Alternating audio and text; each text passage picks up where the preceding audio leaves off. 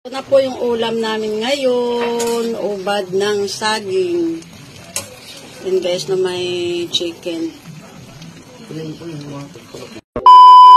Guys, magluluto po tayo ngayon ng aming pananghalian, ng ubod ng saging. Ubad ba tawag yan? And guys, ganyan po pag-slice po siya.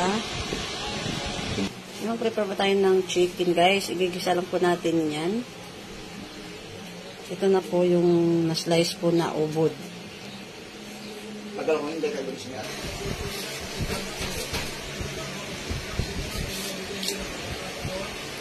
Ayan guys, natanggal yung kailangan ko kasi tanggalin yung parang buhok.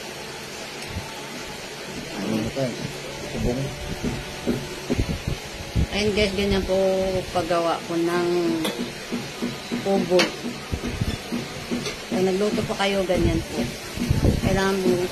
Kailangan siya tanggalin para ano pa? Hindi ma? Mapait. Yun nga guys, mag-start na po tayo magluto. Ilahin po muna natin ang luya. Medyo nasunog na yung kawali. Gusto natin ay yung sibuyas, ay bawang. Maangat na apoy. Itusunog yung kawali.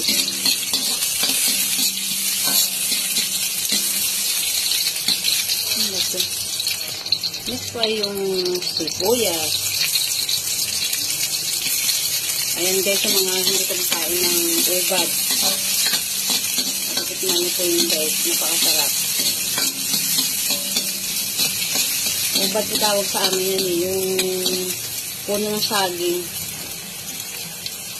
Mix po natin yung kamatis.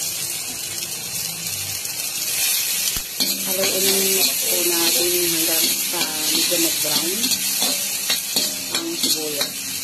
Ha? And guys, lalagay na po natin yung manok. Manok ang ilalagay po natin sa hog.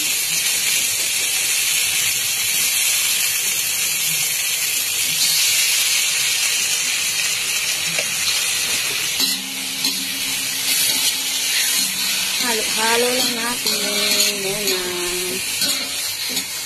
Ganyan guys, pagluto niyan. Tatakpan muna natin guys. Paano ito? Isa muna natin. At haluin naman natin.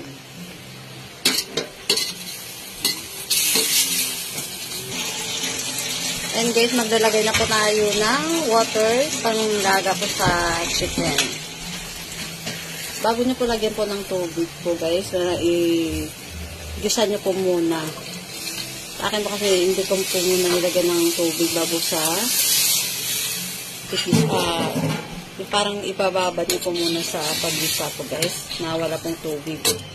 Saka nyo po lalagyan ng tubig para gisa na. Yan, hintayin po natin kumulo guys, at saka po natin lalagay yung munggo. Lalagay po muna ako ng salt, black pepper. Maglagay rin po ako ng magic sarap. Lalagay po muna natin yung tanglad. Tapos tatakpan po ulit. Bango. Ayan guys, luto na po yung chicken. Lalagay na po natin yung munggo.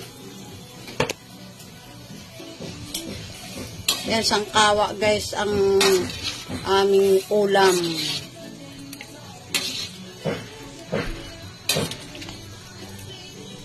Next po ito, pag naluto na po yung, pag kumulo na po siya guys, lalagay na po ito yung ubad. Ubad ng saging. Next po guys, ay ilalagay na po natin yung ubad ng saging. Ang dami. Puno yung kawali. Ang dami. Alam, masikip po yung isang kawali. Malaki na po yung kawali na yun guys.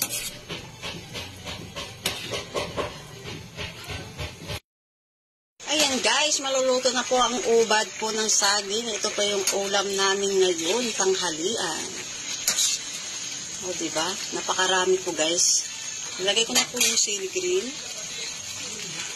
para medyo maanghang siya.